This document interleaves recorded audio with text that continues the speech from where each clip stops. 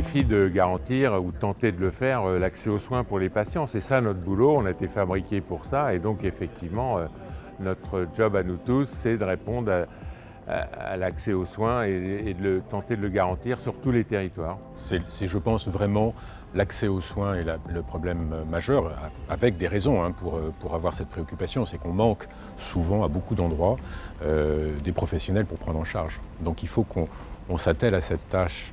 3 défis majeurs. Le premier, c'est garder les limites de notre action dans un cadre éthique. Le deuxième, on sait que la santé est au premier rang des préoccupations de nos concitoyens.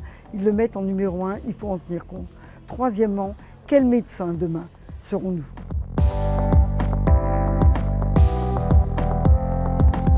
Aujourd'hui, le système est en mauvaise posture quand même, que ce soit à l'hôpital public ou en ville. Et donc, il est grand temps d'avoir un vrai plan, peut-être quinquennal. Donc, je pense qu'il faut qu'on essaye de penser la pratique de la médecine différemment et qu'on puisse avoir à la fois des modes de rémunération, des statuts qui permettent d'aller plus facilement de l'hôpital à la ville et vice-versa. Chaque professionnel a un sentiment profond d'être pris dans l'engrenage des temps des autres. Il est important de restituer le temps à chacun au sein d'une grande équipe pour permettre à chacun de retrouver le sens de sa mission.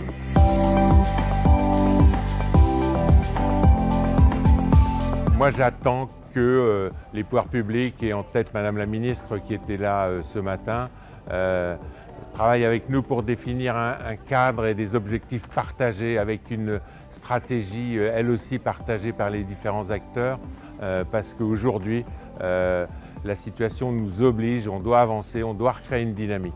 Je crois qu'on a tous dit un peu la même chose avec des points situés différents, l'hôpital, la ville, cette nécessité d'envisager un exercice de la médecine différent. Je pense que c'est une très bonne chose qu'on ait, comme aujourd'hui, des lieux d'échange où ceux qui sont en responsabilité puissent se dire ces choses-là. Et je pense que la ministre l'a bien entendu. Un mot, je citerai Richelieu, il ne faut pas tout craindre, il faut tout préparer. Et c'est ce que j'ai ressenti ce matin.